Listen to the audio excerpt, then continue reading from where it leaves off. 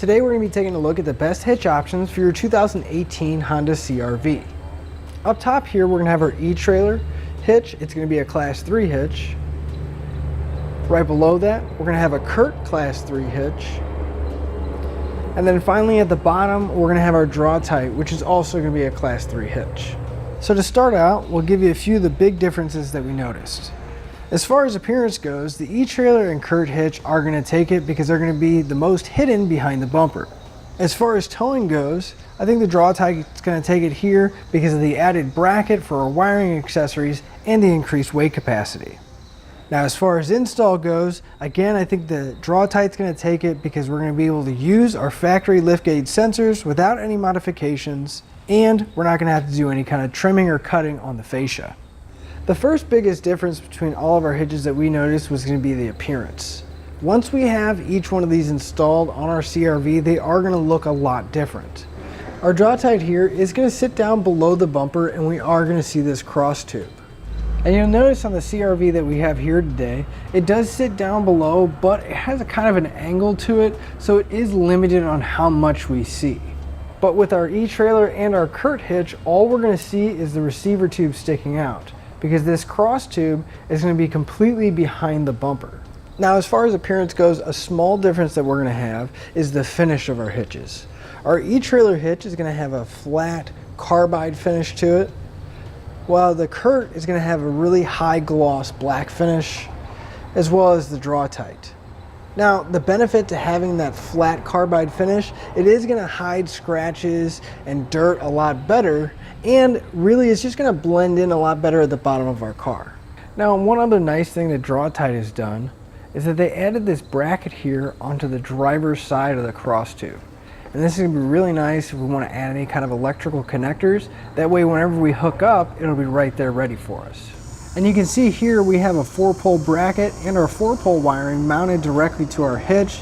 So whenever we do hook up, all we need to do is take the dust cover off and it'll be right there, giving us a nice clean look. It's a nice feature to have because it's really going to clean up our wiring back here and make it a lot easier for us to mount any kind of accessory rather than just having it dangling back here at the bottom of our hitch. Now keep in mind you still can mount your electrical accessories to our Etrailer and CURT hitch. You'll just need a separate bracket, which you can find here at Etrailer.com. And when it does come to towing, our Draw-Tite is going to have the highest weight rating out of all of our hitches. It's going to have a 675-pound tongue weight, along with a 4,500-pound gross trailer weight rating. Whereas our CURT and our Etrailer hitch are both going to have a 525-pound tongue weight and a 3,500-pound gross trailer weight rating. Now keep in mind, even though our Draw-Tite is rated higher than the other two, all three of our hitches are actually going to exceed the recommended towing weight of our CR-V, so it's not that big of a difference. But with all those numbers in mind, you should always double check your CR-V's owner's manual and never exceed the manufacturer's recommended towing weight. As far as the installation goes, all three of the hitches are going to share the same attachment points. We're going to have two on each end of the cross tube that are going to go into factory holes, so we're not going to have to drill into the frame. As well as one on the back of the receiver tube that's going to go through the factory tow hook on the bottom of our CR-V. But when it actually comes to installing it, our Draw-Tite is going to be the easiest. Because our CURT and our Etrailer both sit up higher behind the bumper, we are going to have to trim to make room for our receiver tube to come down and fit through. One more thing I want to mention is with our CURT and Etrailer hitch, if your CR-V has the hands-free liftgate option, it's not going to be compatible with these two hitches unless we get a separate bracket from Honda to relocate it. Whereas with our Draw-Tite, we can simply mount it up and it's not going to affect it so long as we bring our foot over to the side of the receiver tube. Now you'll notice on our Draw-Tite it's going to have two holes. The larger one is going to be the hitch pin hole, which is going to take a standard 5/8 hitch pin.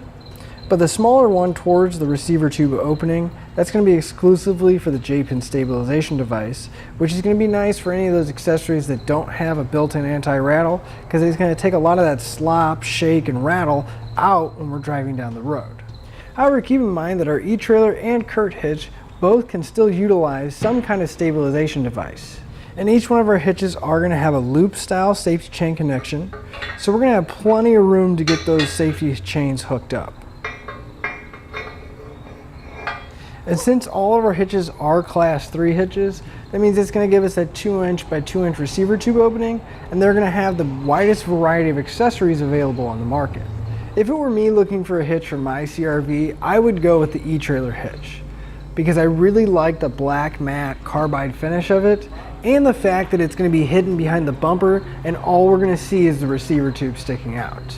And that'll finish up your look at the best hitch options for your Honda CR-V. And we hope this information has helped you in making your decision.